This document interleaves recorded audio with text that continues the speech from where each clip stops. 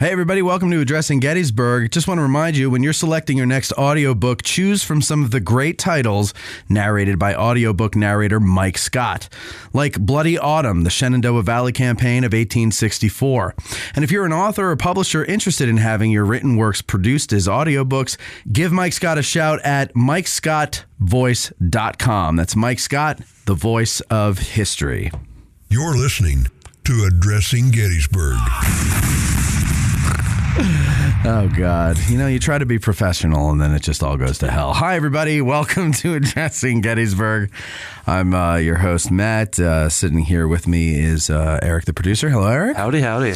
Eric made me a delicious dinner last night. Well, you didn't make it for me, but you invited me over to dinner. I did. And it was roast chicken with a very interesting side. It was butter with mashed potatoes. And it really was. It was delicious. Yeah, it's 1 pound of butter to every 3 pounds of potatoes. Oh, it was great. That wasn't last night, though, was it? No, that was the night before. Okay, yeah, you're misremembering.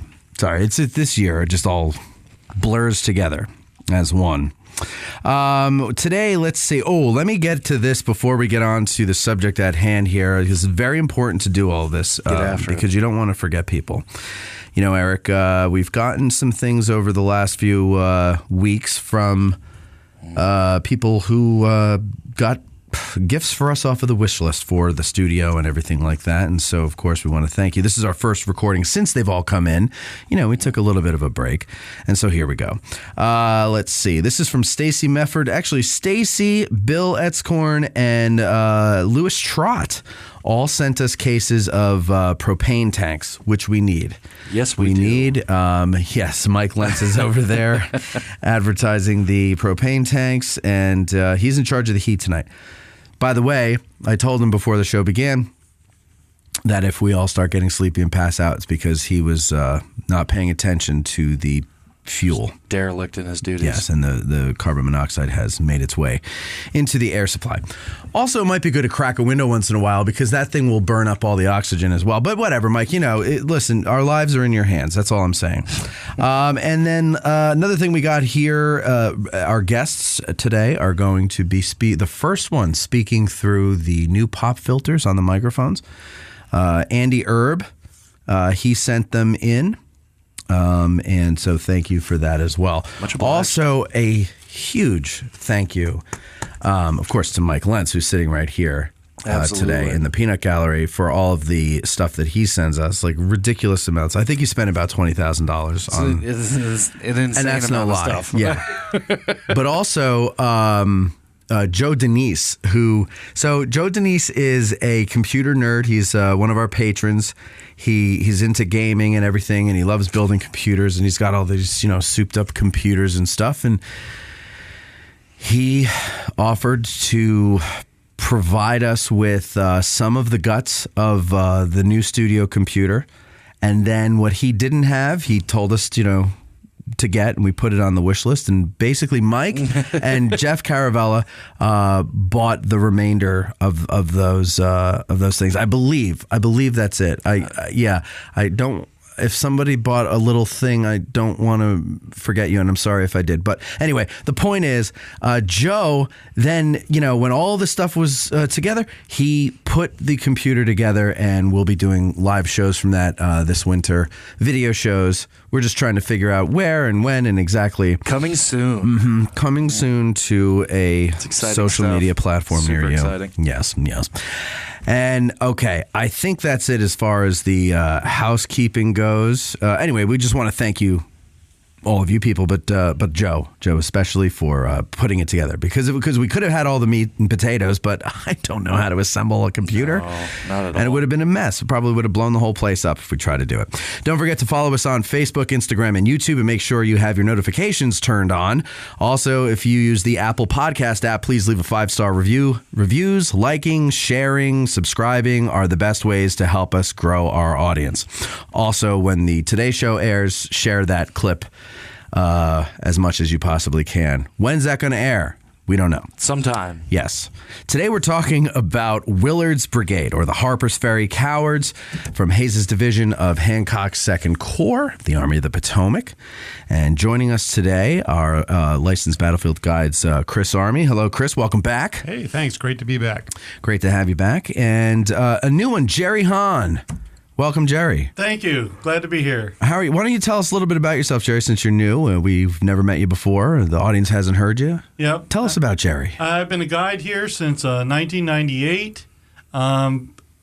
Retired from 40 years as an infectious disease scientist, working with infectious diseases, diagnostics, and tracking diseases. So a lot of folks are thinking I got out just in time. However, I still track all this stuff. Yeah. This must have been an interesting year for you. Yeah. Things haven't changed much. Anytime a new disease or any kind of something comes up here in Gettysburg, I'm getting calls from the Park Service and from the guides and saying, okay, what's this new thing that we got to worry about? Okay. So were you, did they consult you when they were trying to come up with what the protocol should be for giving tours this year? Absolutely not.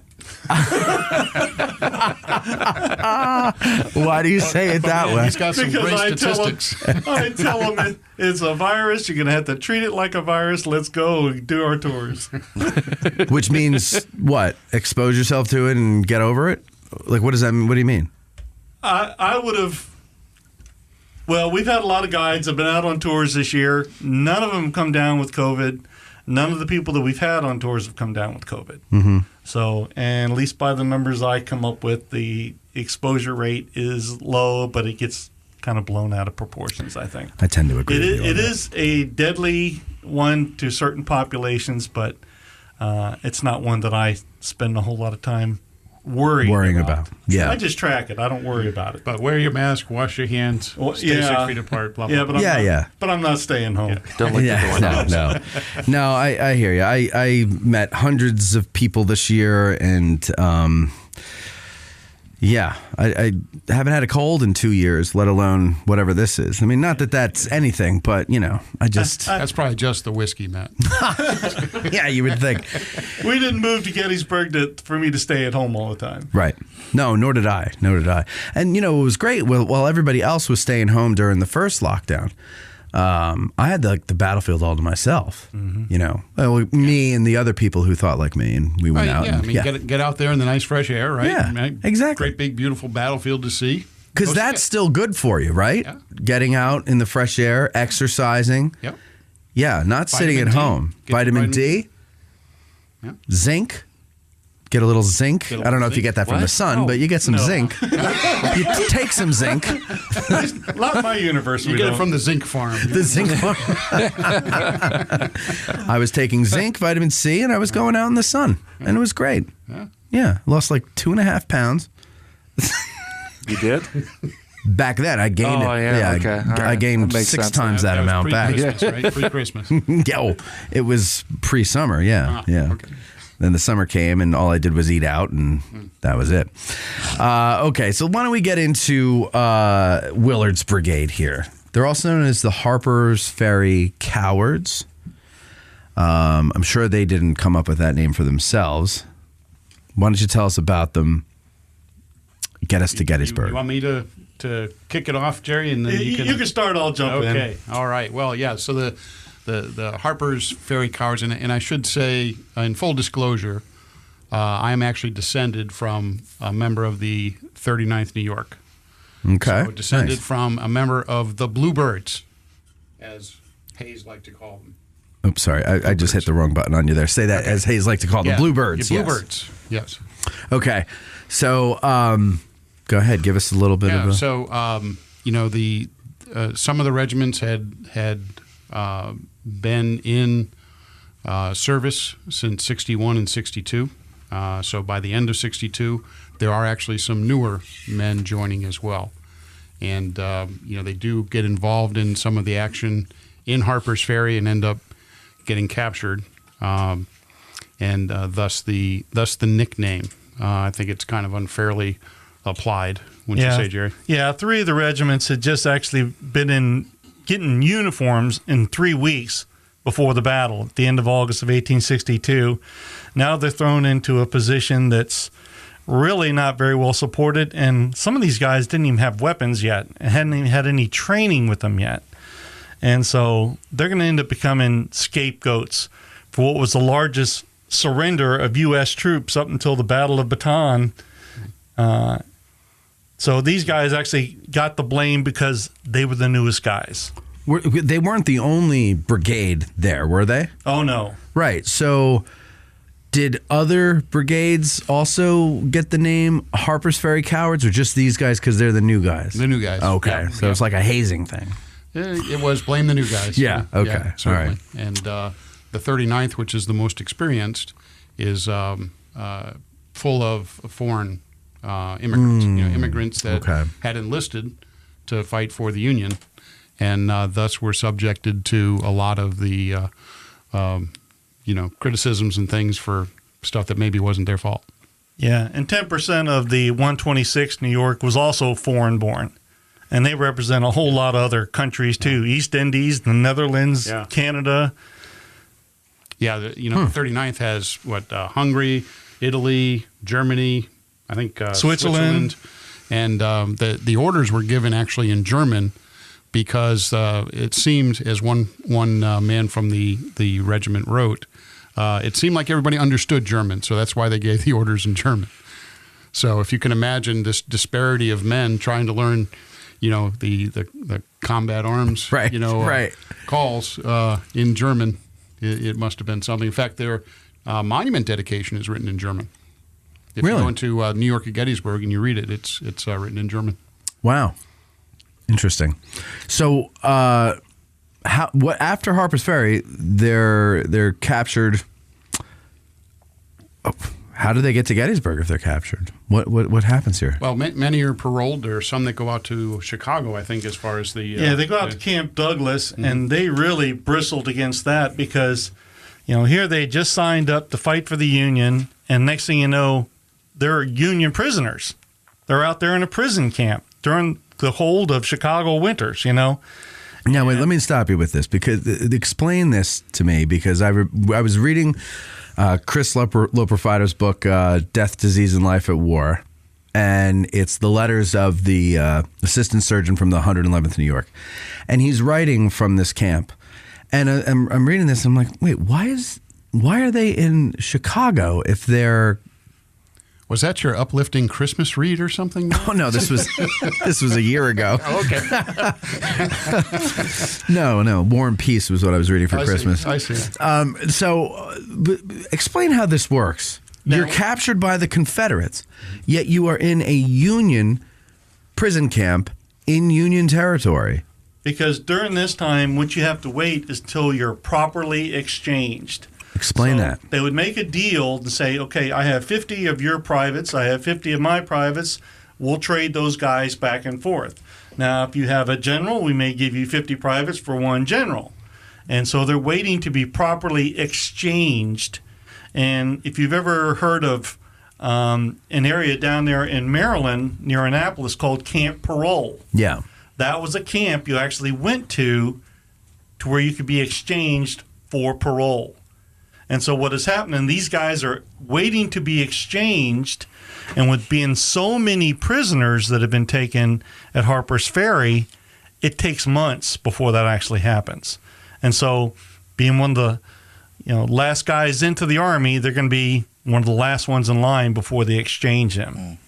It just sounds so foreign to our modern minds that basically you're on your honor, and that doesn't make any sense. Yeah, exactly. It's war. Yeah. It's war. Also, And also during part of those times, what they would end up doing was they would send them home, and you're under honor system that you would not join back up and fight, because if you got caught then, you could be instantly killed. As a prisoner, they could execute you. Right. For that. So what they're waiting for is exchanged, and they're talking about the bitter cold there, and discipline starts to fall apart while they're in camp because some of the guys are getting sick. They're getting sick. They're not able to do the fighting that they wanted to, and they're kind of mad that they're just stuck up there, and they're starting to hear letters from home about the Harpers Ferry Cowards. Mm-hmm. Oh, okay. So eventually, though, they are exchanged. Yes. And how soon before the Battle of Gettysburg do they get back with the Army? Well, they're back in the wintertime, I believe by February. Is that correct, Jerry? Yeah, I think they actually get exchanged like sometime late in January, but then they're put back with the Army, but they're on like guard duty. Yeah. Okay. Yeah. In the snow in Virginia, doing guard duty. Mm-hmm. And that's when they meet one of their new commanders. Mm-hmm. Who would that be? Man by the name of Alexander Hayes. Hayes. Fighting Alec. Fighting Alec Hayes. Yeah. And so he's their commander for a while, because here he's a division commander. So when does he go from? Yeah, so he's put in charge to essentially bring discipline to the men, kind of see what's going on, because he's hearing all sorts of different things, particularly about the 39th. But he wants to get to the bottom of it, and I think takes it upon himself as far as his personal honor that he's going to make fighting men out of these quote unquote cowards. Yeah. So he was kind of a new division commander as well, because he's coming back off of injuries too. But he was known as a really good regimental commander, and how to train the officers and how to train the men. So they when do they get assigned to his division? Well, so he moves up. When does he move up? I don't know if I have a date on that. Roughly, like, was it before Chancellorsville or after Chancellorsville? Yeah, it would be in the wintertime. In the wintertime, Yeah. okay. Yeah, when he takes takes charge of these men to get them in shape, okay, so to speak. All right, and then they're assigned to his. It says here in the Brigades of Gettysburg, it says June 25th is when they're assigned to the 3rd Division of the 2nd Corps. So basically, on the way up, they're assigned. Yeah. As far as that, that impacted the order of battle. But Hayes has them, the rest of the winter into the spring, and is training them. Okay. And he's evaluating them, training them, and that's when he makes the comment that the bluebirds are trump. Mm-hmm. He really thinks that they are going to become a very good fighting unit, and they do, largely because of his discipline that he instills. And tell them about Dutassi and yeah. So there's during wintertime. Well, going to back up just before that. There's 3 counts. The European counts that are part of the 39th New York. And Hayes will write a letter to his sister, and he comments, "We have no less than 3 counts. Counts Dietzi or Dietasse. That's a I call it Dutassi. Dutassi is another way to pronounce it. So there's a couple different ways. Count Biscianti and another, and Hayes says, I forget his name. And all men who have seen foreign service, they're well educated and they're gentlemen. Well, Hayes is going to change his mind certainly on Dietzi, or how do you pronounce it here? I go Dutassi. Dutassi. Yeah. I'm going to say Dietzi because that's how I pronounce it. But he really does take a liking to Count Biscianti, and he dubs him Biscuit Scianto. And when he writes his sister, that's how he refers to him. And we can give him a good nickname, so that's an easy way to remember him. Yeah, Biscuit. Biscuit, yeah. Yeah, so he writes to his wife that a few days ago, Biscuit Scianto got a blow from his gray horse, which quite discouraged him. It was most amusing to have his account with the pantomime of the action. As a consequence, the fearful brute was turned over to me for summary punishment. I rode him over the roads as they are, took Centerville in 40 minutes, and found him to be a noble animal and aspire to own him. And he actually does purchase the gray horse and christens him the Count. Oh, nice. After Count Biscuit. So, nice. Yeah. I like that. So, but, pretty soon he really learns that Dietasse is doing all sorts of crazy stuff. And will eventually place him under arrest. But the story that Jerry was referring to was in the middle of winter. As Jerry said, a lot of these guys are placed on the skirmish lines doing guard duty, things like that. Well, Hayes shows up and he hasn't met Dietzi yet, and he wants to find out what's going on. So he rides. No sentries out on any of the posts. Rides right through the line. Yeah, and learns that it's not very well protected, and of course Dietzi. He's in a nice warm house, nice meal, nice fireplace. Hayes goes up and goes inside and demands to see Dietzi. And Dietze shows up in his red underwear, shaking out of bed, red underwear. Right. And Hayes puts him on a horse, and he says, "We're going to ride the line." And they rode the line, which I think was 6 miles, something like that. They rode snow. like all night long with snow on the ground. Yeah. And Yeah. then they ride And he's back. still in his red pajamas, or do they let him? No, in his underwear. His long flannels. Yeah, and they get back, and Hayes goes into the house, leaving Dietze outside, sitting there on the horse. Like, what am I supposed to do here? And eventually, you place him under arrest, and he'll be brought up on charges. I think there was something like 21 different counts of charges against him. Fraud, embezzlement, just Jeez. collecting like 3 paychecks, and Really? yeah, so money that was supposed to be going to the brigade for like gloves and scarves and coats and that kind of stuff. And the rest of the brigade is writing home, send us gloves and things because we're freezing here during the wintertime. None of our supplies are here. Yet Dietze is like living it up in this place, eating fine food and nice warm house, and the rest of the brigade is freezing.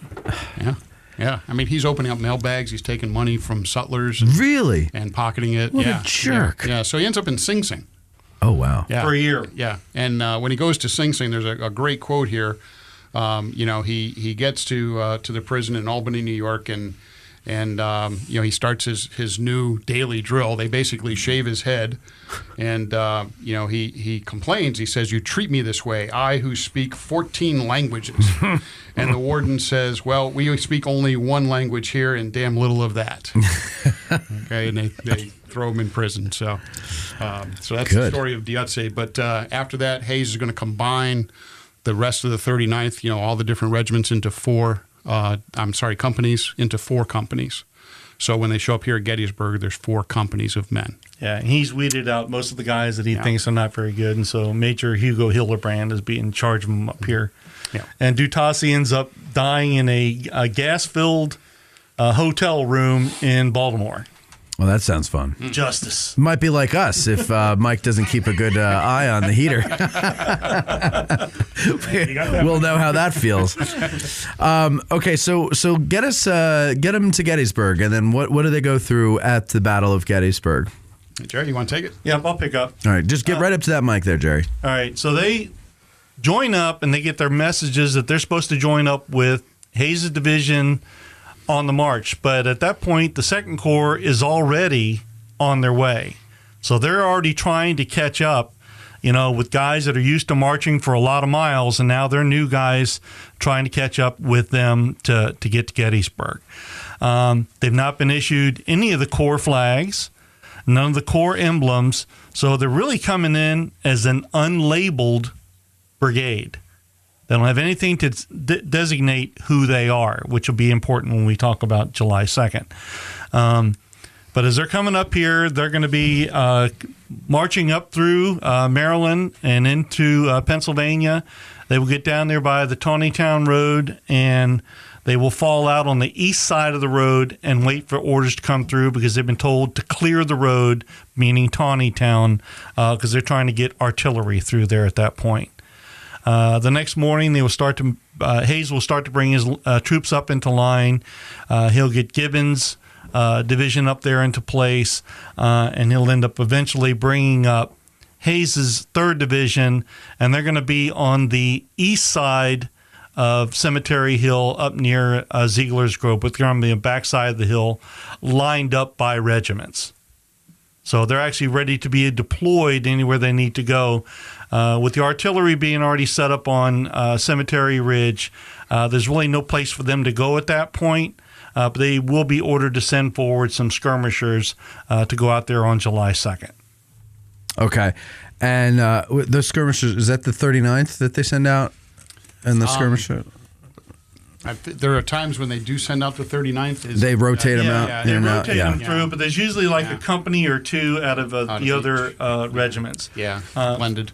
Because when Willard's guys come up here, they have about 1,500 guys. Okay. In the 4 regiments. I was looking through the brigades of Gettysburg before just to kind of freshen up on this stuff, and there's a quote in here. You're talking about them trying to catch up, working their way up here, and It's who is this? Colonel Benjamin Thompson of the 111th complained that the men waded every stream on the way, despite the fact that there were ways that could have been employed to keep the men's feet dry. As a result, sand often got into their shoes, and with the chafing of wet socks and shoes, blisters erupted. The hard march also caused many a pair of shoes to give out, forcing the soldiers along the march to go barefoot. In an effort to keep up, the men began throwing away equipment and clothes, but for many, it was but a stopgap measure. Quote, men would fall out every few rods, declaring that they could not go another step, but coaxing and carrying their muskets for them, and more by keeping up with a constant stream of funny stories and songs, were able to hold them on for miles. So that sounds like a lot of fun. Yep. Nothing worse than blisters on the feet. And wet socks, and oh, God. But they're also figuring they're going into a major battle where they can start to reclaim their honor. Yeah. That's going to be a driving force for them, especially on July 2nd. Okay. So July 2nd, they're up here. They're in position up Ziegler's Grove, that area. Well, tell us about what they do during the battle. Are they just sitting up there watching everything go on down on the southern end? Or Well, I mean, at first, yeah. And then, an order is given to Hayes to send does he say a brigade or your best? Well, that's where that's where we get into the Chris Army. Yeah, you got your multiple choices. choice. Yeah, where Hancock is down on South Cemetery Ridge, and sends a rider up there to Hayes, and Hayes is up there talking with Colonel Willard, and it's either send me a brigade or send me your best brigade. Well, I'm not sure he's going to claim that's his best brigade. But it is his closest and most available brigade. And so he turns to Willard and says, take your brigade, go down there and knock the hell out of the ribs. Yep. Yeah, and I think, to a certain degree, I think Hayes is looking for that opportunity for these men. I firmly believe that by now he's got a lot of confidence in their abilities. And, this is a great opportunity. They're close by, great opportunity. Go knock the hell out of them. Yeah. And so they go down by regiments down to South Cemetery Ridge. Now, when you say by regiments, explain to people what that means, as opposed to what? They're going to be in two long lines already waiting behind Cemetery Ridge, behind the other divisions of the 2nd Corps. And so all they have to do is make a left face and start marching, going right down the backside of Cemetery Ridge. Now, they're going to be catching a little bit of artillery fire that's coming across over there, but they're going to march on south.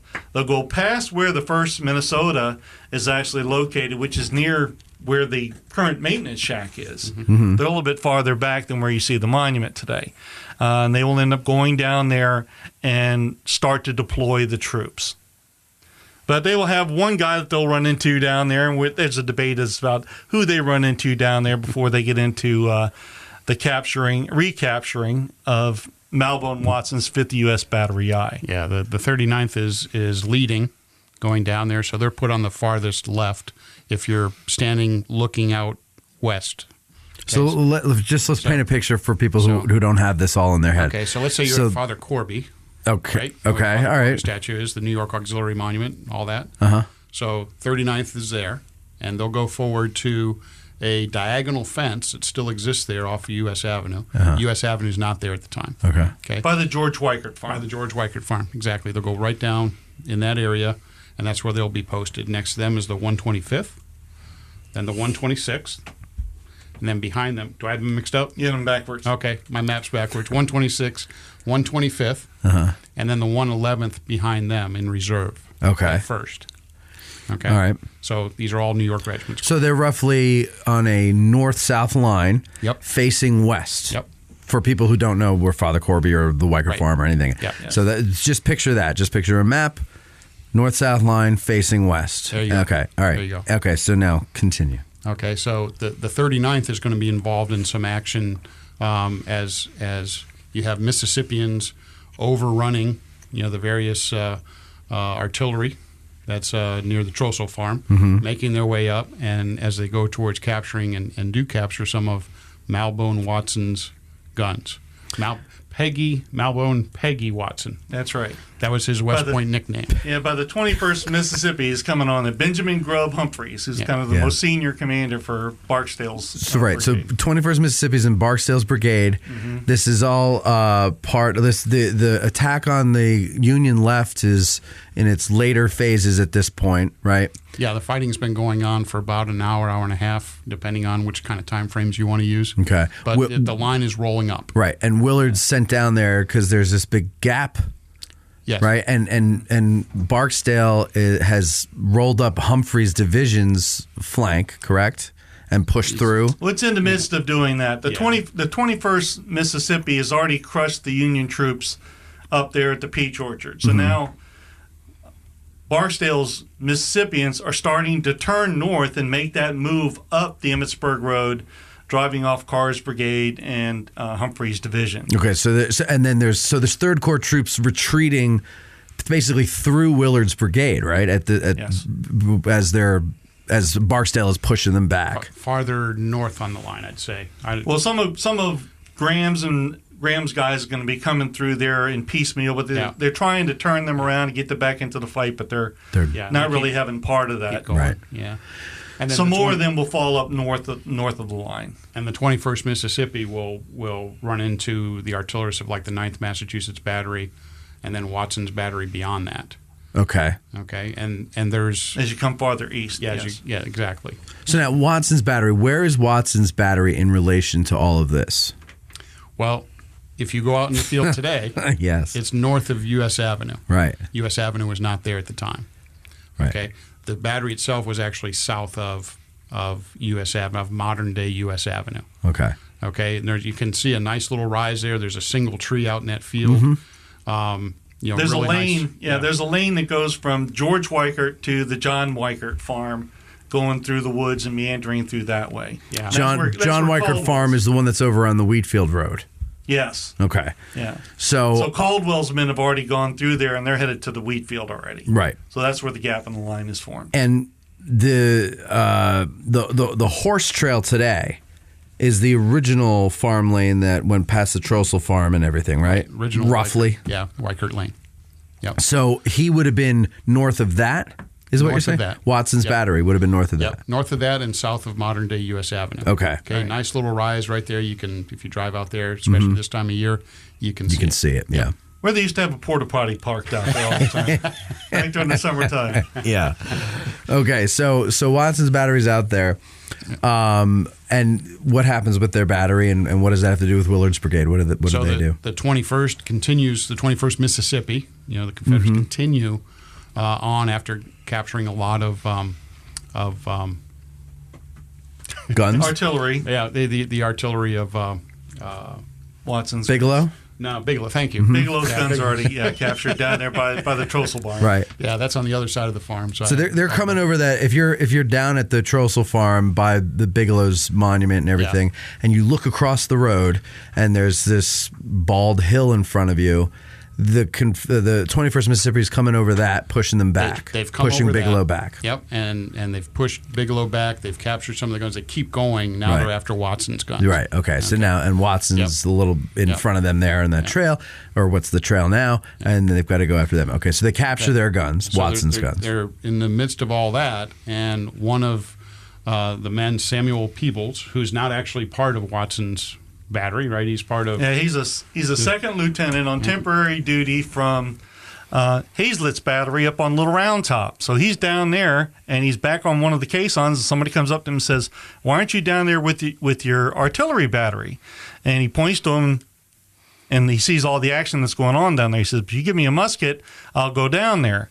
Then that's where the stories start to get kind of fun. Does he talk to Captain John Barclay Fassett and get him to pull up and get the 39th into the action? Fassett is a staff officer of Birney's, correct? Birney's. Yep. Mm-hmm. So Birney is a division commander in the 3rd Corps. Correct. And Willard's brigade is in the 2nd Corps. Correct. So what happens when the staff officer goes up to was it the colonel of the 39th? Well, who does he go to? He's a major. Major. In the 39th, Hugo Hildebrand. He's the commander. Yeah. Okay. He's the commander. And Fassett will ride up to him and say, and now this is where you get a little multiple choice. One version says by order of General Sickles. The other one says by order of General Birney. Since he's on Birney's staff, I guess we can believe that. Yeah, a little he says by order of General Sickles, and they said we don't report to General Sickles. And he says, who do you report to? And he says, well, we're under Hancock. Yeah. He says by order of General Hancock. I want you to capture those guns. I want you to capture those guns. Yeah, so he's reluctant to do it if it's under Third Corps commanding orders, but he's okay if it's under General Hancock's orders. Yeah, according to the brigades at Gettysburg, it says, by whose orders? Asked the major. By order of General Birney, replied Fassett. Well, I am in General Hancock's corps, said Hildebrand. Not missing a beat, Fassett said, then I order you to take those guns by order of General Hancock. Yes, So, and they do. Yeah. They rush forward and reclaim the guns. And Fassett will end up receiving the Medal of Honor for that, and it's actually on today's date, that's right. 29th of December of 1894. well, there you go. Well, and that's exactly why we picked today. Well, Peoples will end up telling others later that he says, no, I was the one that ended up bringing those troops up there. Yeah. And so then you get into trying to figure out, well, what happened to Peoples? Because he kind of disappears from the Army of the Potomac after this battle. Well, I did, these are the things these guys get me into. They go, see what you can find out about Peoples. And so I spent weeks digging into this guy. Come to find out, he was sent down to be president of the board down there in Carroll County in Maryland. He stayed with the artillery for a long time. He had been a regular Army officer starting in 1857. He will end up being sent down there after the war, and he's back with the infantry, the 19th Infantry, which is what he had actually started out with before the war. And he dies while he's on duty down there in 1870, on September 10th of 1870. And then he got into fun trying to figure out where he's buried, because he dies in New Orleans. Well, there's a lot of cemeteries down there in New Orleans, so end up digging through a lot of those, and he's buried in Calumet National Cemetery down there in Calumet, Louisiana. He ends up getting promoted to captain by the end of his terms of service, but he served for 13 years. On July 3rd, though, here at Gettysburg, Samuel Peoples is back with Hazlett's battery up on top of Little Round Top. Now, you've often heard that there's two guns that actually faced off there and were firing into Kemper's men. He's manning one of those guns. The other is a Sergeant, Timothy Grady, and those are the guns that did such effective work firing into Kemper's men from Little Round Top. So here's a guy that's, kind of a pretty good guy, and, not too much is said or mentioned about him here at Gettysburg. It's almost a little bit of Forrest Gump-like, right? He's down there with the 39th New York, then he's up with Hazlett's battery, and Something bit me. if we can put him in a couple other places, man, it's the perfect Forrest Gump story. Yeah, right. So that fight with the 39th will end up taking them away from the rest of the brigade on July 2nd. They'll be down there fighting for the guns. Now, Malbone Watson, Peggy, is wounded during this fight, correct? Correct. Yep. And his leg will be amputated, but they will save his knee. Save the knee bone, I should say. And that knee bone is in the same museum as General Dan Sickles' leg. Really? You can go visit it. Oh, God. Yep. And there's I guess it was actually a thing to do back then. Yeah. Yeah, it's actually kind of weird. A Malbone Watson Society, and in order to be a member of the society, you have to actually have touched the actual knee joint. Oh, really? And one of our LBGs, Deb Novotny, told us that story because she's a member of the society. Oh, that's cool. Well, that's a secret society. We shouldn't tell. Yeah, no. Now everybody knows. Now you're going to see all these conspiracy videos about the secret society of Malbone Watson's kneecap. Well, there'll be a rush to the museum to go try and to become join a the member. society. Yeah. Yes. He does write a letter to some friends, though. Yes. Yeah, and the letter includes a wonderful line, Jerry. Why don't you share it with us? He ends up writing, he says, "They got me, but I didn't peg out." It's a reference back to his military academy nickname. So there's 3 other regiments in Willard's brigade besides the 39th. Oh, yeah, there were. And what are they doing? Are they just sitting there watching the 39th do all the heavy lifting with getting Watson's guns back? Or I think they're going to run into a few problems of their own. I think I heard that somewhere. What are the problems they're going to run into? Well, there's still the issue of all of the other of Barksdale's regiments, along with some Florida guys and eventually some Mississippi guys that are coming across the 17th, field. 13th, and 18th Mississippi are coming down that swale on the other side, having crushed things out there by the Sherfy barn. So, real quick, now, the 21st Mississippi is the first of Barksdale's regiments that are going to have contact with this portion of the Union line? Yes, they'll get the farthest. Okay. The other Mississippi men of Barksdale will turn north, as Jerry mentioned earlier, before they'll then again start to head east. Yeah. But So they they'll be won't make it coming across north. the swale. Yeah, they'll be coming north of the Abraham Trossel barn. Okay, good. Yeah. All right. So So then what happens? There's a little swale there. There's a creek that runs through there. I think it was dry at that point, wasn't it? Well, It it never really ever gets dry because the term for that is called pollutal ground, meaning it slopes down from Cemetery Ridge. It also slopes down from Emmitsburg Road. Mm-hmm. So it collects down into that trough down there where it actually becomes like the north branch of Plum Run. Mm-hmm. And so that always has been like a thicket and kind of watery. The ground now looks a good bit different because of a huge storm that was here like in 1896 or something like that that tore up a lot of that and flooded out a lot of the area. So some of that terrain has changed a lot. But you have a thicket down there, you got water down there, and the Confederates are coming in from the west. They're feeling pretty good because as they're looking across, they're breaking the Union line. Right. The 126th and 125th will deploy to face towards him, and then they go down the east side of Cemetery Ridge, going towards the Plum Run, and they're going to end up going through the thicket over to the other side with bayonets fixed. And they're shocked that at the point of the bayonet, the Mississippians don't flinch. Now, keep in mind that this area, if you were to go down there, and this is a great time of year to walk down there, Yes. wear really good boots. Yes. It's rocky.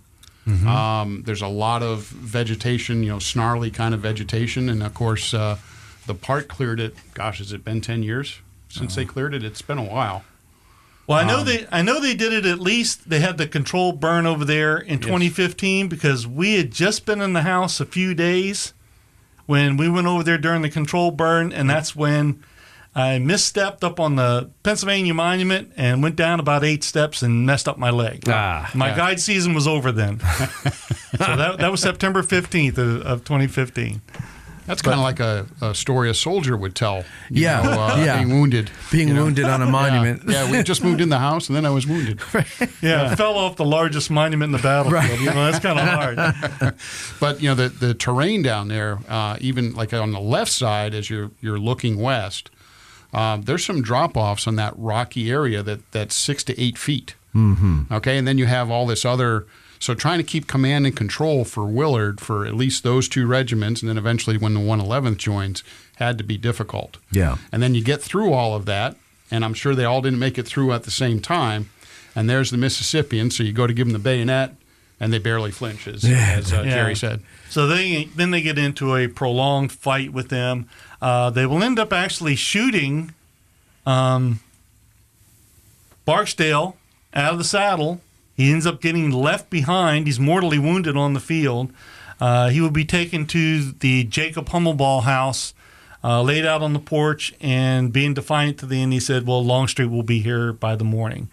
But they will end up taking out probably one of the best brigades in the Confederate Army. And what a job Barksdale's brigade did, though. I mean, they just tore through them. I mean, the Humphreys, and they just tore all the way through. Yeah. It was like they were on their own little party. They're like, don't worry about us. We'll be all right. And we'll make a movie reference, right? He's itching to go in, right? Yes. Well, I think there's a lot of accuracy to that. I think, based on his even his congressional record, as far as how he was in Congress, just a fiery kind guy. of guy. Yeah, absolutely. Ready for the even fight. while he's waiting for orders, he's out there in front of his old 13th Mississippi. Then they come riding up, give him the orders. Well, he turns in the saddle and takes off out ahead of all of his men. And then they all go racing after him and go and crush the Sherfy barn. And the original plans for Lee on July 2nd was to turn the line and go up the Emmitsburg Road. Well, this is the brigade for the Confederates that actually starts to do that. Mm-hmm. Yeah. Everybody else has been involved down Wheatfield and Hawks Ridge and all that. So this is really the first brigade that's able to turn and live up to those orders to go up the Emmitsburg Road. They start to unzip the line. Yeah. So Barksdale gets down to that area, meets Willard's brigade. Willard loses his face. Is that right? Well, we got a Not little bit yet. before Willard's face. Oh, not yet. Oh, we're not losing okay. Willard's Okay, I'm face sorry. yet. I'm very excited to get to Yeah, he the still has face his losing. face. Yeah. Okay, Hang in there, Grasshopper. We'll get to there. Yeah, he's saving face right now. okay. So he's saving his face for now. Yeah. And So 126th and 125th are in now. Well, Hancock is still in the area. He goes up there and tells Colonel Clinton Dougal McDougal, now's the time. 111th. He personally sends him in for the 111th New New York. And, Willard's brigade is actually kind of unique because it's one of only 12 in the Union Army that's from a single state. So there's 2 in the 1st, 2 in the 2nd, 2 in the 3rd, 2 in the 5th, 2 in the 6th, 2 in the 12th. And then you can also throw in, Custer with his Michigan in the Come on, cavalry. you Wolverines. Yeah. So it's only one of 3 brigades in the Union Army that's all New Yorkers. okay. So he goes up to McDougal, tells him where to go in, personally positions him where he's going in, and then he goes into the fight, hitting into the left flank of Barksdale's Mississippians. The 111th does. The 111th is going to be hitting into them, so they're going to be hitting mostly the 18th Mississippi at that point. So picture 2 regiments heading west. Going forward. In the fight. Okay. Then the 111th comes from behind, goes north of them to their right, and now you have a 3-regimental front. Got it. Because they were in reserve. Yep. Yeah. So now they're coming to up give and a they're right going hook. on the flank. Yeah, gotcha. Okay. Keep going. And they end up stopping the Mississippians. Well, at that time, you also have Wilcox's Alabamians that have been coming over the hill, and they're going to be a little bit to the right of where the 111th New York goes in. Then that's when you hear about Hancock riding over there to Colonel Colville. Actually, the person he talked to was Lieutenant Colonel Adams. At that point, Colville was still under arrest, and it's Adams that's actually getting them ready to go into the charge. When Colville comes up, well, Adams isn't going to turn over commands when he's still thinking he's still under arrest. So finds out that, yes, Harrow has gotten him off, and he's back in charge. They go into the charge, so the 1st Minnesota will come in on the right, more north, of the 111th New York. Now, the timing for this is not going to be real far off. I mean, when you look at the monuments out there today, you think 1st Minnesota saved everybody. Yeah. But it's actually, that's why Willard's guys kind of enamored me, is because they're kind of the forgotten guys on South Cemetery Yeah, Ridge. and I was when I was reading this morning, I had never heard anybody ever say that that Willard's some of Willard's men were chewing away at the flank of Wilcox. That it wasn't just the 1st Minnesota. I always thought the 1st Minnesota went out there and single-handedly saved the day. Nope. Yeah. If you And so- drive up Sickles Avenue to where it rejoins the Emmitsburg Road, there's a monument, small monument to the 2nd Corps. You'll see a 2nd Corps insignia on it, and it talks about how far Willard's guys made. And I think from that monument, it's like 312 yards, if I'm remembering. Yeah, it that's about correctly. right. I mean, it's very specific. And if you look, especially now with the vegetation down and there's nothing in the fields, you can see there's a nice little rise there. And that's about as far as Willard's guys make it. They're involved in the fight, and then they start their retrograde movement. Yeah, they pushed them back about it. They've done about as much as they possibly can, and they're starting to catch some more artillery fire where Alexander has moved up some of his guns to the captured peach orchard at this point.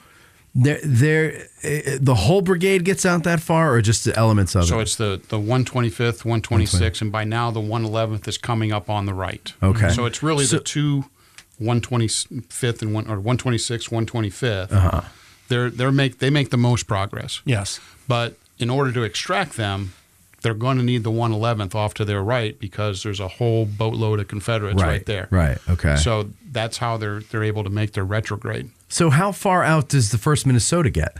Do they get out as far as they do? The 1st Minnesota gets to the swale. To the swale. Right. Okay, that's all right. So that Yeah, they will come up alongside of where the 111th had already gone through on that side, and they're going to come up a little bit onto the right. Okay. There's actually like a little, I think it's almost like a little maintenance access road that's right through there. You can actually go down into there, and I think they're just maybe a little bit south of that. Yeah, I think it's an old farm lane that was used, on the other side of the Emmitsburg Road? On the No. west side of it? No, it's still on the east side. It's on this side. Yeah. From the But the Cadore Hummelball barn. Lane, which is now Pleasanton Avenue, extended farther out there. Oh, okay, yeah. Okay. Because when you read like the book, talking. The Battle Between the Farm Lanes, they're talking about Hummelball, and they're also talking about down there where Weikert's farm is. Yeah. Okay. All right, so what happens after that? I forgot where we were. Where were we? Okay, all right. So we got 126. And we got Barksdales, Mississippians stopped. The 1st Minnesota's going in. They're going to strike against the Alabamians. Well, also you're going to have the 19th Maine is over there to the right, and they're going to have all this fire going in, and the 3 brigades of Lang's Floridians are going to be coming in. attacking. They're going to be going more towards the Cadore barn. And so Hancock's continuing to feed more and more Feed troops in there as best he can. Yep. And what they'll end up doing is starting to pull back. Somehow or another, orders get to Willard to return the position where you started. Now, that becomes kind of Again, another multiple choice another coming at you, multiple Matt. choice thing. So Wait, it gets to Willard or Sherrill? it gets to Willard first. Okay. All right, because Willard's still the brigade commander. He hasn't lost his face yet. He hasn't lost his face yet. And the phrase is return to your position where you started. Where you started. So that's kind of a confusing order. Are you starting from the position where you made your charge? Are you starting to go to the position where you began, which would have been up there by Ziegler's Grove? So as he's leading them here on this side of the thicket, over on the east side of the thicket, a shell will come in, hits him on the left side of his face, tears off about half of his face, his jaw, literally just explodes his face. Yeah. So he ends up getting killed right there in front of all of his men. Well, at that point, Eliakim Sherrill, who's the colonel of the 126th, will take over. The last order that he'd received from Willard was return to the position where you started. So he starts to lead them away over there near where you would see the present-day Pennsylvania Monument. Well, that's when Hancock, in his normal lice-loving way, comes up there, shouts all these curses at him and places Sherrill under arrest. With a stream of profanity which one might have expected from a drunken sailor, but not from a gentleman, demanded where we were going and who was in command. Yes. Best cursor in the whole U.S. Army. Yeah. Wait, no, that was the guy from the 2nd Maine, right, in the movie? Oh, yeah. Yeah, not Hancock. It's some other guy that we don't know, but I'm going to give that honor to Hancock. So Sherrill is now placed under arrest. He placed McDougal now in charge of the brigade. And they will return back to the position on South Cemetery Ridge, which is probably what the order was meant to convey. And then, now that's after about a half an hour, and then they will end up getting moved up there to their former position by Ziegler's Grove. And by that time, it's gotten pretty dark, and these guys have seen horrific casualties. I went through the Busey and Busey books and stuff on this, and the casualties for the brigade on July 2nd is 442 guys. So here's a quarter. Out of 1,500. Out of 1,500. So here's a quarter of your guys. And they would talk about going out there, hardly sleeping. It starts to get a bit of rain that night, but they're going out there with lanterns, trying to find lost loved ones, tripping over these mangled soldiers, trying to find someone's out there. And they also did that with some of the 1st Minnesota guys as well. So that closes out July 2nd, right? Okay. Yep. Cheryl's under arrest, right? Yep. Did we say this? Okay. Yes. They wake up July 3rd. Where are they? What do they do? They're on Ziegler's Grove, right? In the behind same it, positions they were in before. Okay. Slept like logs. with the exception of some skirmishing that they're doing with the Bliss Farm. They're involved in some of that. Yeah, the 126th goes out the morning of July 3rd, and they're very heavily involved out by the Bliss Farm. Because when you look at the casualty stuff, there's a number of guys for the 126th that are killed before 7 o'clock out there by the Bliss Farm. So that will prompt Hayes later in that morning to determine they need to burn down the barn.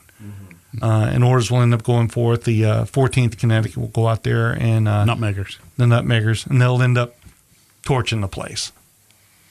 That had been quite a fire, because that place was huge. Yeah, I've always wondered as far as Pickett's charge later on. Now you have the smoldering remains of the Bliss Farm. Well, I don't even know how I'm receiving their smoldering. That could have still been actively fire. Going. You got to go around that. Yeah. Brockenball's guys kind of get a beat up. They go, man, we're a little close to the bonfire, yeah. So that would definitely have an effect on the command and control in Pickett's charge.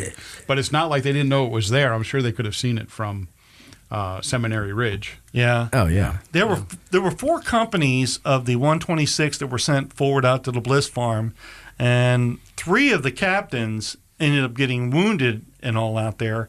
I think one of them died out there too, or was killed out there. And it's only Captain Scott that ends up making it back. And Captain Scott was kind of known as the fighting chaplain. And after the war, he ends up moving out to Arizona. And so Scottsdale, Arizona is actually named for that guy who fought with the 126. Oh, that's cool. Oh, nice. We got all kinds of cool Yeah, stuff. there's a lot of cool stories like that around Gettysburg. This is why it's great to have a researcher on the guide force because, we all do research, but we all don't do the level of research that our friend Jerry You're not does. researchers. Yeah, there's a difference between someone who does research and a researcher. Like our personal Paul Harvey. He gives us the rest of the story. Well, when I was a scientist And for now 40 you know. years, there was a lot of research I did. And we also have some very good friends, one who's sitting over here in the peanut gallery. He's a very good researcher herself. Yes, she is. Should we say her name? Yeah, I'm waiting for you to Susan introduce. Stramello. Susan Stramello, licensed battlefield guide. Hello, Susan. A fellow nutmegger. Nice She's to from meet Connecticut. you. Susan, they just said this is Susan. I had no context. Are you married to somebody here? No, you're a guide. Yes. Well, I didn't know that. She's it's a nice. guide. It's nice to meet you. Thanks for introducing her as a guide.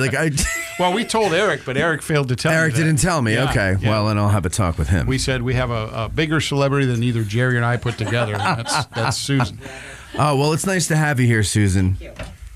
Okay, so July 3rd, we all know now it's going to be a big day for everybody in that area. But these guys, do they know it? What's an indication? Did they get any kind of indication that maybe there's going to be some kind of fight or? I think, Are they? Let me ask you this. Forget that. Scratch that question for now. Have they eaten?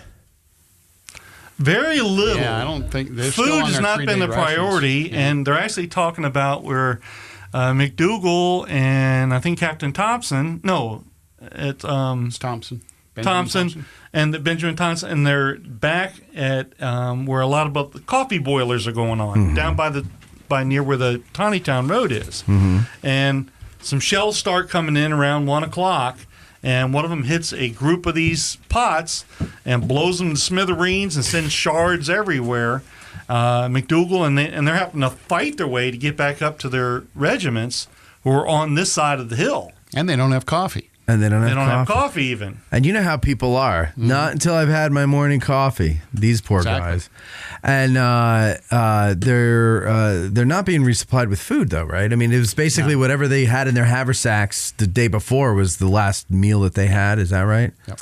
Well, Susan actually found some stories and some letters of some of the soldiers that when they went out in the fields from where the fighting had been the day before by the Bliss Farm and coming across these Confederates had these haversacks that had biscuits in them, but they have blood all over the biscuits.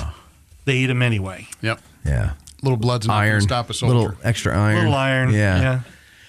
It's like Yeah, in in fact, true. I think in they make True that Grit. comment, don't they? That to a hungry soldier, a little blood's not going to slow us down. Not going to make a difference. I'd imagine not. They're filthy anyway. Like, what's a little blood going to do? You know. So they're waiting to get into the action, but the thing is, they're not right up at the wall. Right. That's already been occupied. So let's go into this. So they go back to their area there by Ziegler's Grove. The wall is occupied by was it Smith's Brigade? Mm-hmm. Okay, and that's where they were prior to going down to The day before. Yeah. Yep.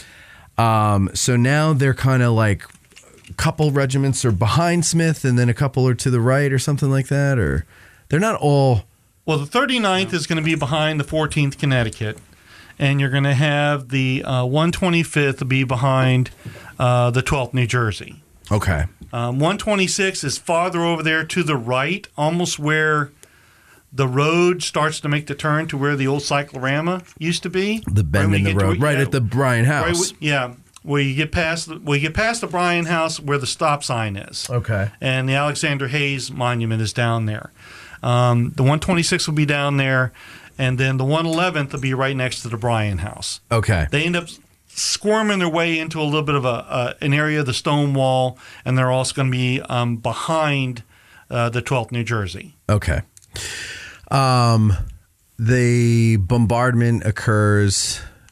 I was reading today, like the noon hour was very quiet, very still, and then 1 o'clock, all hell broke loose. Yeah. Yeah, it's a 107, I think, is the 107 is the official agreed-to time. According to Jacobs. Yeah. And Faulkner, right? Huh? And Faulkner. Yeah. It's not yet 107. Yes. So the bombardment begins. How do they fare during the bombardment? Take a lot of casualties? What's going on with them? Well, Jerry's done a lot of digging into the Go ahead, UC. Jerry. I don't know if you have anything as far as our artillery casualties, but I would say probably about the same as everybody else because they take 286 casualties on July 3rd. Probably about 40 to 50. These guys are killed by artillery fire. So just recap for us. July 2nd, they took how many casualties? 400 something? 442. And then another 288, you said? 286. 86. Mm-hmm. So that's a pretty big chunk out of that brigade. Yeah, 728 by the end of it all out of the 1,500. So they have 48.5% brigade-wise of casualties. Okay. All right. So the bombardment is over. The Pickett's charge begins. And how does that go for them? What do they do? Well, do we bring Cheryl back in yet? Yeah, we got to bring Cheryl back into it because now they're just tell the story. Don't wait for my prompts. Just tell the story. Go ahead, Gary. All right. Well, an entourage went to Hayes to intervene and get Cheryl released from that because they said this is what we heard. This is what he was doing, following out orders. So they vouched for him and they vouched for him. Hayes or Hancock? Hayes. Okay. Hayes. So it was Hayes that arrested him or Hancock? Hancock. But Hancock. Hayes would go to Hancock and then get him released. Follow the chain of command, going back up. So,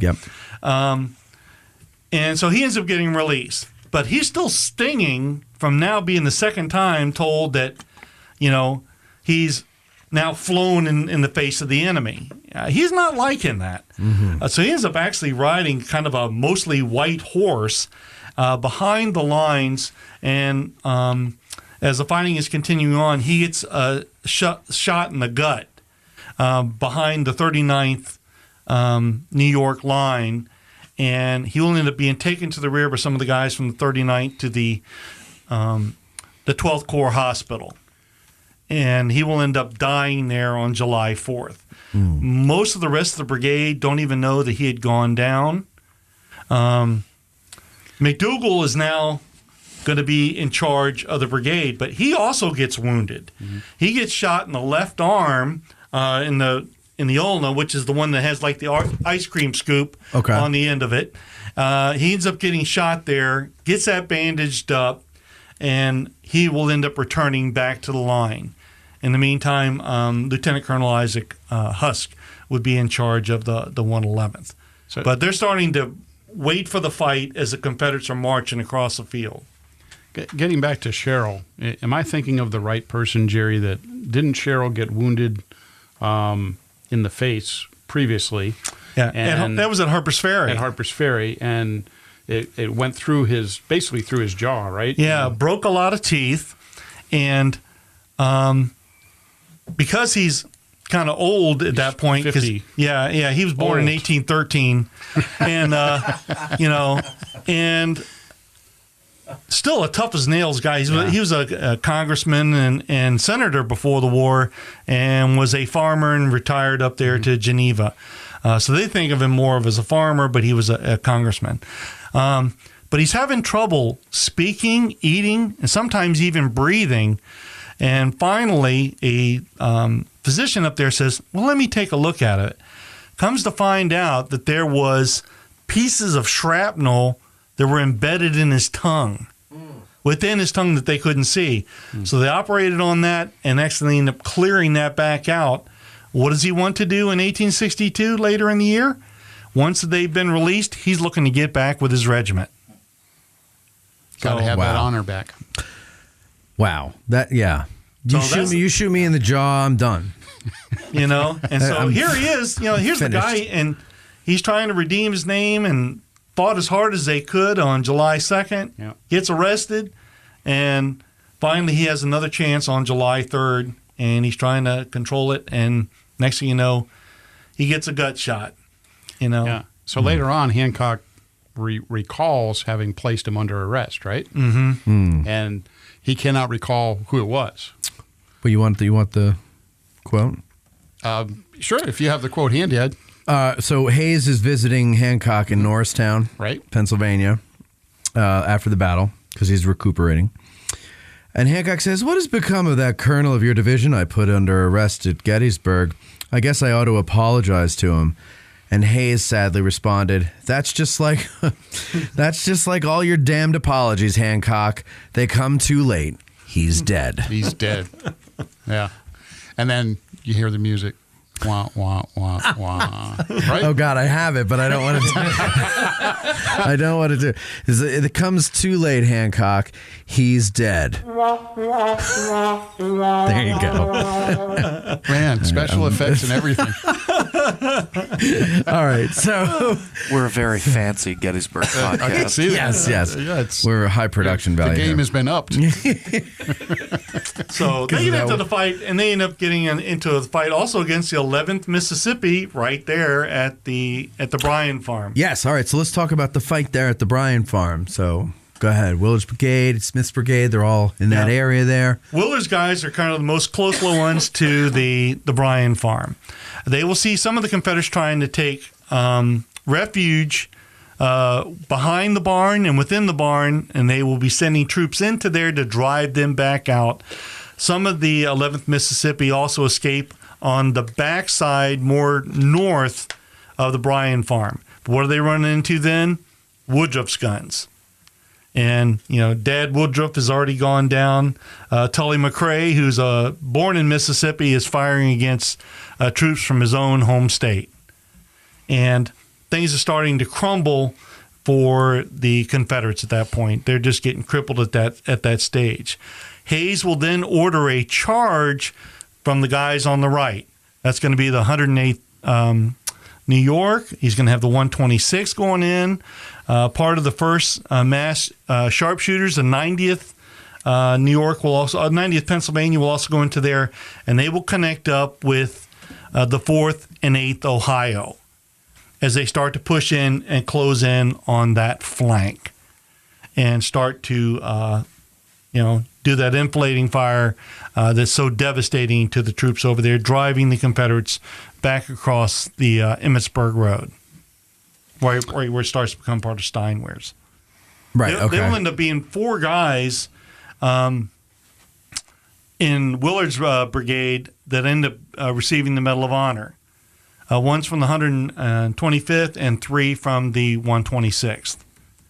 And most of them are not necessarily for capturing of flags, but for leading troops forward. There were some guys that captured flags and were never honored with that. Ferdinand Maggie with the 39th will end up capturing a flag, and he doesn't receive a Medal of Honor for it. What about Fassett, though? Fassett received a Medal of Honor. Fassett received one. Yeah. But Fassett wasn't part of Willard's brigade. Well, he was that day, Jerry. I made him an honorary member. All right, and so the Battle of Gettysburg is pretty much over for them. What do they do during the retreat? Do they? So you got more? Well, a couple things. Okay. Before we leave Gettysburg. All right, very good. The first, I don't think that we mentioned Willard's funeral, did we? No. Okay. So Willard's wife is the daughter of the mayor. So you have to have a big funeral for the son-in-law of the mayor, right? The mayor of his town? Where he was from. Do you know what town he was in? I think it's up near near Auburn. Yeah, I'd have to call Jerry on that one. In New York. Yeah. Yeah, it's near. You'd have to call Jerry. I know it's near Auburn on that. So we can get him on the phone. Yeah, but she actually insists, on a proper Victorian funeral. Sure. Which means a casket with a glass plate. Oh. And, wants to have the body on display. On display. And, it's said that there were all sorts of flowers and things that were brought in for this funeral. Yeah. And they covered the lower part of his face with some sort of cloth. Kind of almost like cheesecloth. mesh. Yeah, kind of a mesh type, linen type thing. Yeah. But you can still see his face through this glass covering, and half of his face is gone. Yeah. So, in one description of it said that, with that part covered, he looked at peace. Without it covered, of course, like a horror show. There's your War and Peace. Yeah. He will end up having a marker out there where his wounding was, right there near the Plum Run. And that was put up in autumn of 1885 by members of the 125th. We'll end up putting a monument out there. Looks like he's buried in Troy, New York. Troy. Let's say Troy then. Oakwood Cemetery, Troy, New York. Yeah, there we go. Let's say it. Yeah. All right, so he's up in Troy, New York. Yeah. Dead. Yeah. Yep. So he's in the ground. Yeah. So the other point I wanted to make was Hayes kind of summed up, all of this really nicely in his OR. And he said the history of this brigade is written in blood. The actions of Harpers Ferry had not tainted their patriotism.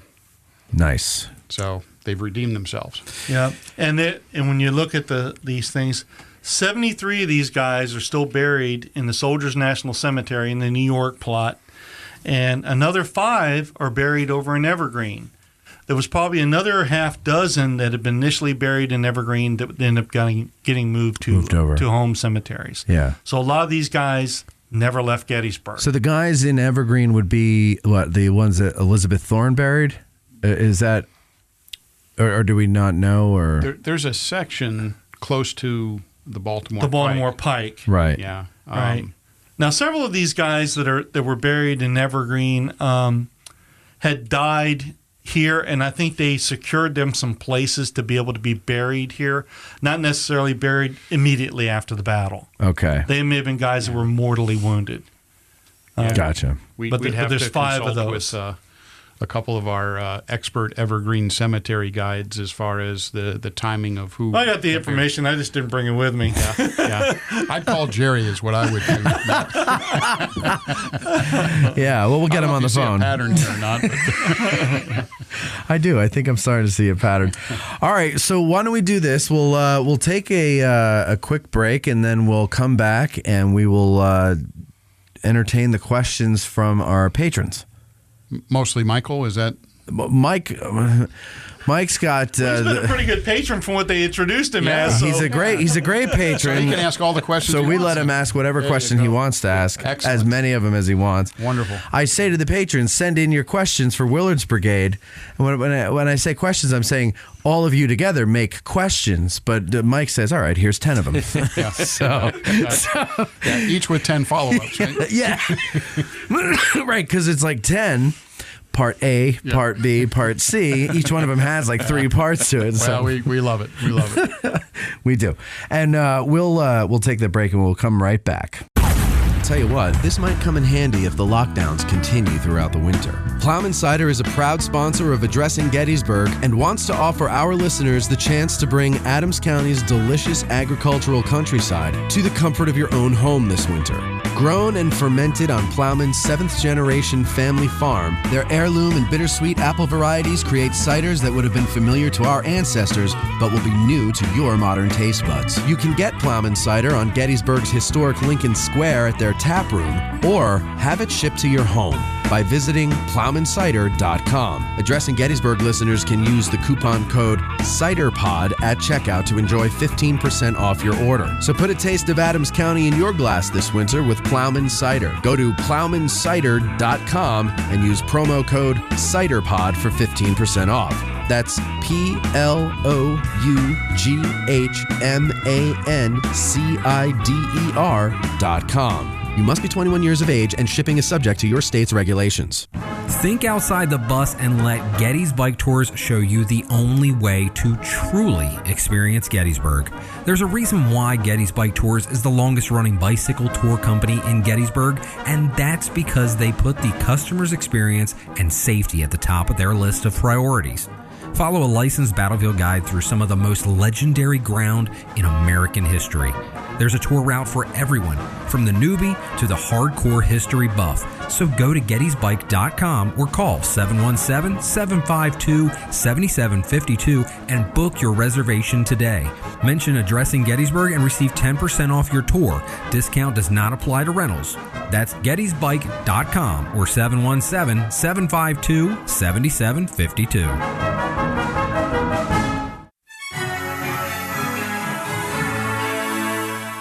The History of North America podcast is a sweeping historical saga of the United States, Canada, and Mexico, from their deep origins to our present epoch.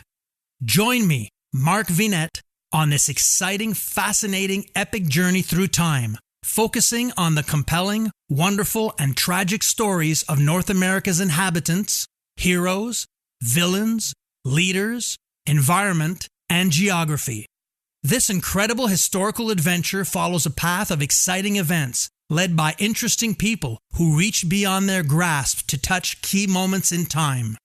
The History of North America podcast series is an educational and entertaining look at the thrilling chronicle of North America, an action-packed tale of a continent that is still unfolding. I invite you to come along for the ride.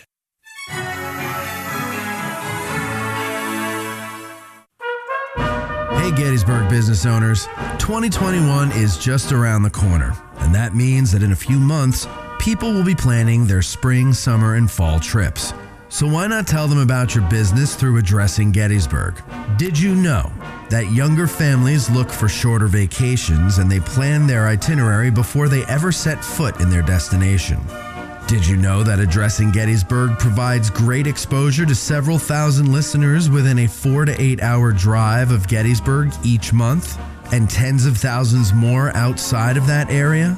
Did you know that by the time someone sees your ad in an expensive print publication after they've arrived, they've already made their plans and it's too late to convert them? Or did you know that our listeners have not only a love of the history of Gettysburg, but also of the place itself and the many awesome businesses we have to patronize?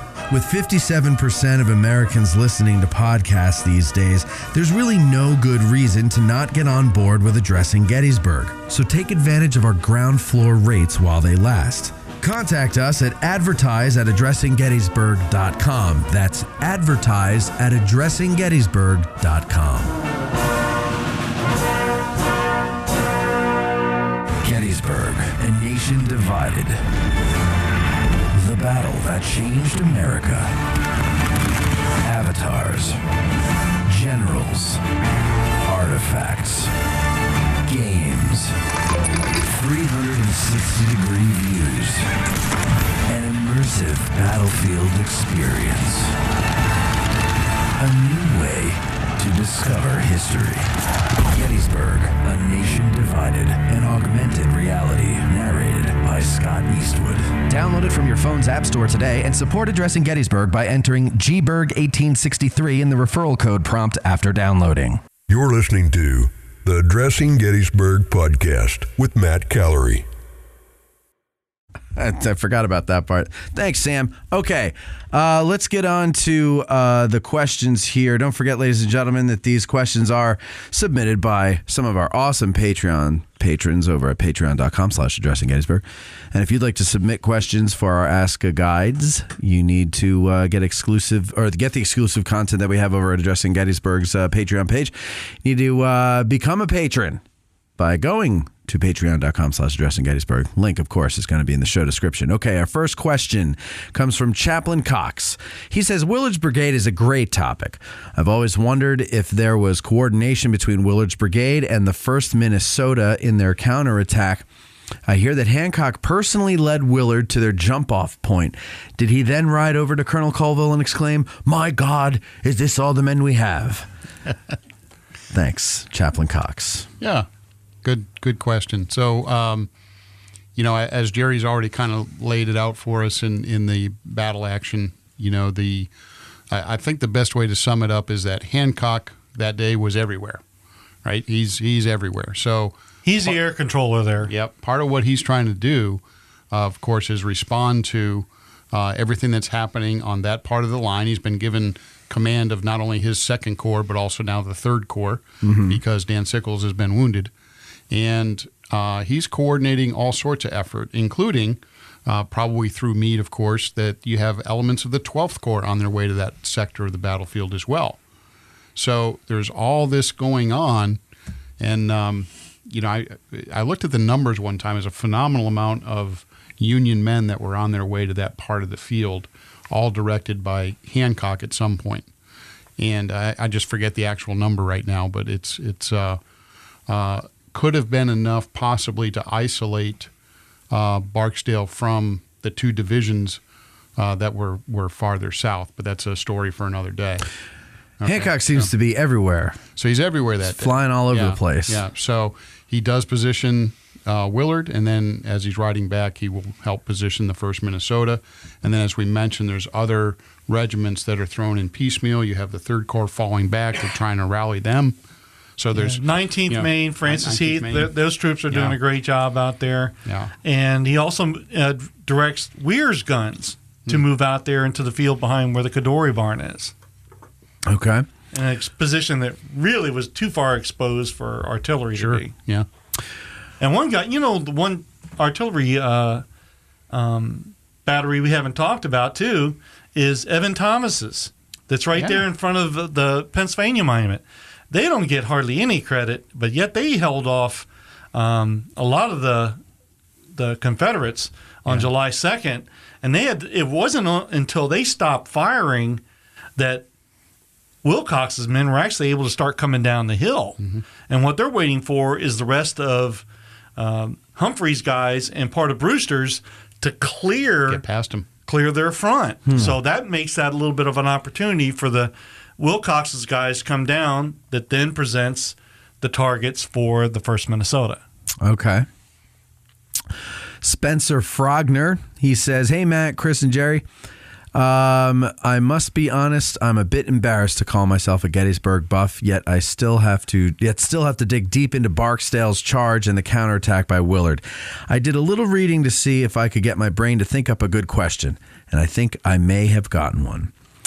Who precisely made the decision to fall back to their starting point near the end of the counterattack? Did Willard make the decision before his death, or was this a decision made independently by one of the officers in the wake of his death? And we already kind of covered this before, but just reiterated for him here. Yeah, sure. So Willard does give the command to fall back. Now, whether he received a command, he must not have received one from Hancock, because Hancock's pretty ticked off that they had retrograded. So, it could be that Willard recognized his situation and started to pull back, by his order.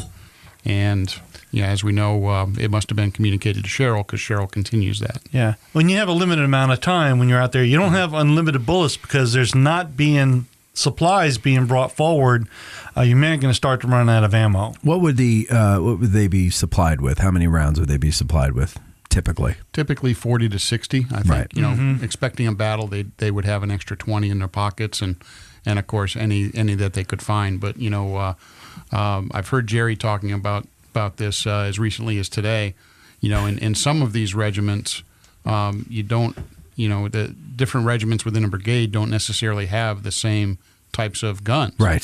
So they don't have the same types of ammo. It's not interchangeable. Yeah. So a regiment might have 4 types of guns. So you just can't grab another gun or grab some other ammo and figure it's going to fit the piece you just picked up. What a pain. Yeah. I mean, really, that's got to be terrifying if you think, oh, I'm out of ammo. Oh, there's a dead guy, and you go, and he's got, buck and ball, and it's... Well, and you go to load up your gun, and it doesn't fire. Right. It'll jam. Yeah, it'll jam, right. Okay, this is Mike Kearns. He says, did being a POW on parole have any effect on the soldier's term of enlistment? I've read where those on parole typically refuse to do any military-related or anything military-related, such as guard duty, while serving their time in camp. Did the Army ever try to extend a parolee's enlistment terms to accommodate for the loss in active duty service time? I don't think so. I think you signed up for a specified term for a number of years, and it's from the date you muster in. So a lot of these guys, when they do come in, they do muster out in 1865. So if they had wanted to extend it, I don't really think they could have because the war would run out. Nope, I thought I had a question, and it completely flew out of my head. So, well, in terms of wanting to do that particular kinds of duties while they're on parole, right? Yeah, there were guys, especially even with Willard's guys, that saying, why should we be doing some of these things if we're on parole? But they were parole; they were in prison, right? So, but just things like drill and keeping the camp cleaned up and that kind of stuff, they were kind of balking at that, and then they had to kind of crack the whip on them to straighten them out. So basically, if what you're saying to answer his question was that if it was, say, a 3-year term and a year of that was spent on parole, on parole, that it's still a 3-year term. So they get to go, and it doesn't matter that they weren't out fighting or anything like that. Okay. He had another question. He says, "Are there any specifics on Eliakim?" How do you say it? I've heard a million people say it a million different ways. I say Eliakim, but Eliakim. No, I don't. How about Cheryl? Yeah. Are there any specifics on Cheryl's mortal wounding during the repulse of Pickett's charge on July 3rd? I'm led to believe that after his arrest on the evening of the 2nd, he was perhaps overcompensating on the battlefield to regain some lost honor. He was doing something to make himself, or was he doing something to make himself more of a target that afternoon? Well, you said white horse, right? Yeah, he's kind of horse. He's on a horse. Yeah, he's kind of conspicuous. If you want to get shot during the Civil War, you ride a horse. Mm-hmm. Not necessarily with cavalry, but if you ride a horse, yeah, you're going to be exposed. Shot against our cavalry. There you go, Eric. There's a shot against the cavalry. And if you got Confederates coming across and they're looking up on that hill, shot's going to be fired up. What is going to be the better target? You're going to try to shoot a guy out of the saddle that controls things. Yeah, and I read that. Say the men must see us this day. Yeah, well, that's the same thing over with the 124th New York over in Triangular Field. Yeah. I read that there were a lot of there was a high casualty rate among officers in the area of the angle because while everybody's laying down, they're trying to buck them up by walking around, and they're upright. Yeah. So yeah, of course, if you're a skirmisher or a sharpshooter, you look for the stars on their shoulders. Yeah. And if you see that, then you get extra points. Anybody that looks like they're in command is going to be a good target. And even with Willard's guys, a lot of captains, lieutenants, and non-coms end up becoming targets and get either killed or wounded. Yeah. Because by the end of the battle, Captain Seeley is in charge of the 111th. And then he ends with, these are at least a few questions if they can be of any use. I'm really enjoying all the Patreon content since joining earlier this month. You guys are doing an amazing job. Thank you, Mike Kearns. Okay, here we go, ladies and gentlemen. We often have peanut galleries on the show here. It's a very welcoming environment that we like to have. All are welcome to join us. Yeah, put that. Yeah, there you go. That's a good idea. One of our illustrious patrons over at Patreon, super duper supporter. He has sent us 322 questions on this particular subject, but we've narrowed it down to 10. And so his name is Mike Lentz. Before we turn it over to him, and this is what he says. He says, "Thank you for doing an episode about Willard's Brigade. They are one of the commands I have become attached to since beginning my studies of the Battle of Gettysburg. I have more than a few questions, so brace yourself, as these are questions that I have had rattling around in my head and in my mind can be a strange place." I believe it, Mike. I believe it. And so let's let you get onto it. Now, listen. If you suck, I'm going to take back the command of this part of the show. You understand? So make it good. Okay. Okay, here he goes, ladies and gentlemen. The great, the one and only Mike Lentz. Well, thank you very much. My first question is, what does it mean to be called a coward in 19th century America? Specifically, what is the proper response to be called a coward? A response to being called a coward? Yes. Is that when you pull out your gauntlets and slap them in the face? Is it? Yeah, that could be a duel. Yeah, it could be a sword fight. Yeah. You know, them's fighting words. Yeah, yeah. It has a huge connotation. In that era, of course, that you certainly don't want to be known as a coward, and because of the organizations of the Army. When the Army is organized on both sides, it's typically you are organized in a group with your brother, your uncle, your father, your son, people from your town. So if you go back from the war with the stigma of turning your back to the enemy, not fighting, being a coward, that goes back with you to the town, and you probably cannot return to the town. And you carry it for the rest of your life into your children, your children's children. Yeah. So kind of like a scarlet letter that you're just going to be branded with for the rest of your life. Yeah. And in the same way, you could be from, kind of the town drunk, but make yourself a hero in a battle, and all of a sudden, all is forgiven. Interesting. So an act of courage has to erase an act of cowardice, essentially. If you're accused of being a coward, you have to show that you're courageous, which goes back to Colonel Sherrill's actions. Even though I could make an argument that on Maryland Heights, he wasn't being a coward up there, he just got shot in the jaw. So that's a bit of a tough break for him. My next question goes to the monuments on the battlefield. If you go back down to the Pennsylvania monument down here, the most prominent monument nearby is the first Minnesota monument. You ever seen that one, Jerry? Yeah, I've seen it once or twice. Yeah. Or 1,000 times maybe or so. Beautiful monument. Yeah, absolutely. It is a beautiful monument. But how does the first Minnesota monument and the corresponding waysides influence our perception of the fighting on that side of the battlefield? And does that overshadow what happened with Willard's command? Well, when we're doing tours, a lot of times you can use the monuments as kind of your focal point to start to bring about what's the action that's going on around that. Well, none of Willard's units have monuments down there. There is a marker out by the 5th U.S. Battery I for the 39th, and that was put up there July 1st of 1888. But there are no big monuments and all that are down there.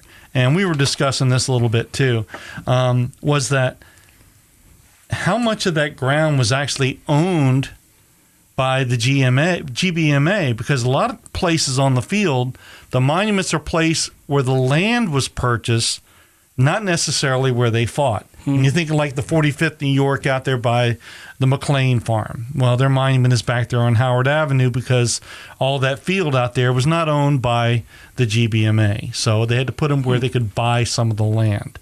Also, the line right there on Oak Ridge it's the same idea.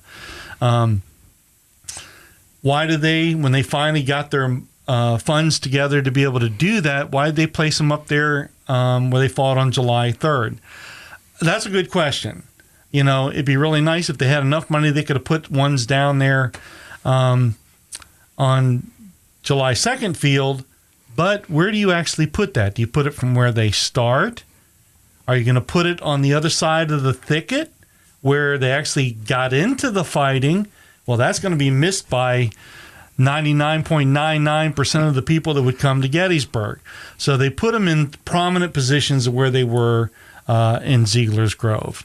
Yeah, I think in addition to that, the GBMA had rules, at least they tried to, where you place your monument where your initial deployment is. Mm-hmm. Now, they weren't technically deployed. They were positioned, right?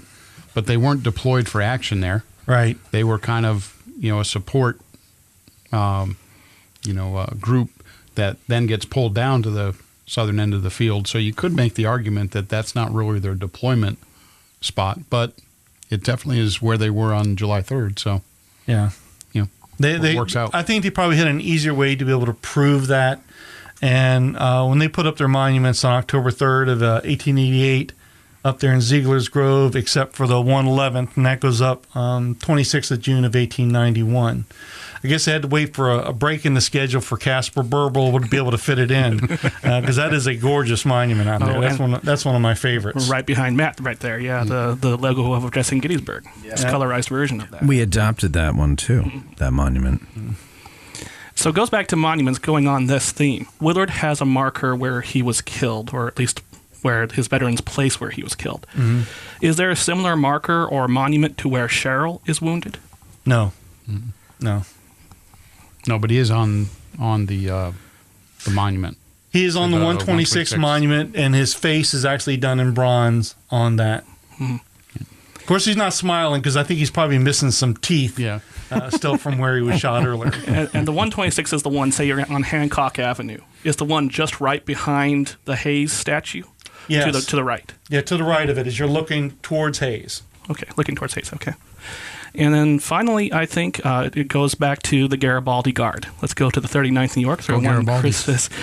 I didn't wear my Garibaldi shirt today. I should have. I know. His little eyes just perked up when he said Garibaldi. I know. Was there any sort of, in the treatment of the 39th New York, especially after Harpers Ferry, is there any sort of evidence of their reputation suffering because of anti-immigrant sentiment in the country at the time? Yeah, but I don't think that was necessarily just the 39th. I think in that case it was, the other regiments that were captured at that time, which, we've talked about, did include some immigrants. And what did you say, Jerry, the 126? Yeah, 126 had some companies that had some immigrants as well. And of course, there was a sentiment like that through the war because, you look at the 69th Pennsylvania, they're marching off to go and to get mustered in, and they're getting pelted by people in Philadelphia that they're going to protect. Yeah. Wow. So, that's Philadelphia is, Eagles fans, right? Yeah. The Eagles fans destroy their own city when they win. I saw a guy eating horse poop when they won the Super Bowl. They booed Santa Claus for crying out loud. So. How can you boo Santa? They have to have a magistrate's a courtroom in the stadium for the football game. So, please. If things don't go right, they're going to be looking for someone to blame. Mm-hmm. Yeah, the whole 11th Corps, too. You have immigrant issues with 11th Corps all the time. The Flying Dutchman, yeah. But getting back to the 39th, can I tell one of my favorite stories of the 39th? I'm sorry, we're out of time. Oh, darn. No, go ahead. My favorite personal story. So I was on a tour of Barksdales attack with Ed Bars one day, and I was wearing my Garibaldi shirt. And as I was getting off the bus, Ed looks at me and he reads my shirt. He says, "Garibaldi Guard," he says. And I said, yeah, I descended. My great-great-grandfather was a Garibaldi. He says, really? And I said, yeah. He said, I've never met a descendant of the Garibaldi Guard. I said, oh, really? He says, well, at least one that was willing to admit it.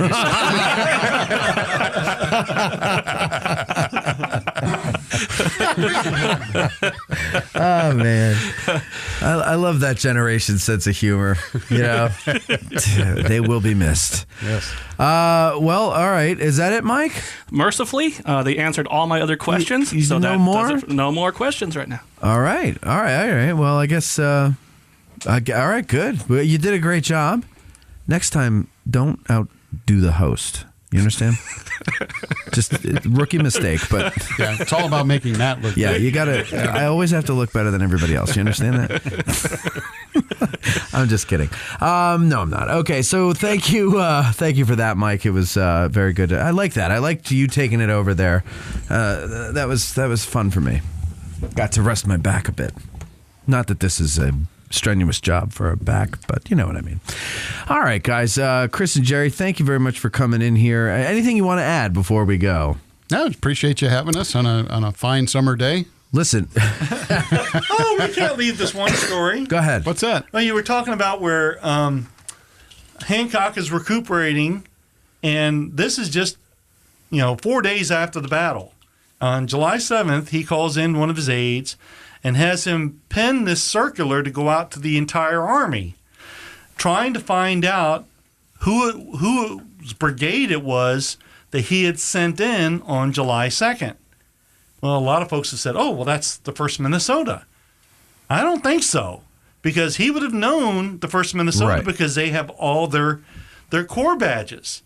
I think it's the 111th that is actually, he's making this commendation for doing such effective service, because they would not have had their flags, they would not have had their trefoils on their hats, and they would have had nothing to signify that they were part of the Second So that makes Corps. sense, yeah. And you mentioned that earlier on that they didn't have that, and now we've come full circle on that. Yeah, so that's pretty cool. I like that. But we don't know for a fact, but that's what you surmise. That makes the I mean, most it makes sense. the most sense, that right? makes the most sense. But you can always have multiple choice, right, Jerry? Well, Chris loves the multiple That's choice. right. You always I get like multiple things choice. nailed down. If you don't like my answer, wait a few minutes. Jerry will come along and Right. give you another one. Well, if anybody listening would like to take a tour, you guys are giving tours during the winter, right? I'm not. Oh, you're Jerry not? is. Jerry, you are? Yeah, I am. All right, well, you can contact me, Matt, at addressinggettysburg.com. Hopefully, middle of January, we'll have a service that you can go to the website and book a guide right then and there without having to go through me. But until then, that's what you could do, Matt, at addressinggettysburg.com. Sue! Yes. Do you mind if I call you Sue? It's Susan. It's Susan. All right. See, that's why I asked. Like Susan. Huh? Or honey or dear. She answers to all. Well, I can't call her Sue, but I could call her Honey and Dear. That doesn't make sense. It's best if you call her Susan. Okay. I will be calling you Susan from now on. Susan, would you like to come on someday and do one of these? I don't know. I'd have to think about that. Really? What are you doing here? I thought you were kind of coming to see if you'd want to do it. I don't know if you noticed, she's been taking notes. Yeah, And- you're and reporting back to... After the show, she's going to give us a recap of everything that we got wrong. Oh, So okay. She does this on our Tuesday evening battle walk. She's constantly taking notes, and she is an excellent that's good. note-taker. she can write faster than we can speak. Oh, that's great. That's true. It's an amazing talent. Well, you're welcome to come on and do this if you'd like. And you don't have to come alone if you'd like to come with someone else if you prefer. I mean, I know people are shy in front of microphones and everything, but you're more than welcome to come by. She was probably considering it, and then Until we I asked started her. recording, and it kind of all fell apart. Yeah, it looks professional until we actually start. And then it just is a big mess. Hey, listen, thank you all for listening. I thank you for coming in, Mike. Scott Fastnacht over there. Hello, Scott. We're going to have a meeting later on. He's sitting in with us as well. Did you have a question for them, Scott? All right. I'm so bad with these endings. I never want to end it, and I just keep on going. I keep Drag threatening to them end. out all day. I know. Anyway, thanks, Chris and Jerry. Thank you all for listening. Please don't forget to like, share, subscribe on Facebook, Instagram, and YouTube. And you got to turn those notifications on because, you don't see everything, and you're missing so much. Eric does beautiful songs. He plays the violin and sings along at the same time. No, I don't. And he loves to do that on Facebook. And then I go on Instagram and I make pottery and show you how to do that. So it's you're missing a lot if you're not on our social media. Anyway, also become a patron at patreon.com/addressinggettysburg. And until next time, have yourselves a good one. Okay, we are Footloose and Fancy Free out. Our hearts so stout have got us fame, forsooth 'tis known from whence we came. Wherever we go, they dread the name of Gary Owen in glory. Instead of spa, drink down ale and pay the reckoning on the nail. No man for debt shall go to jail from Gary Owen in glory. Instead of spa, drink down ale.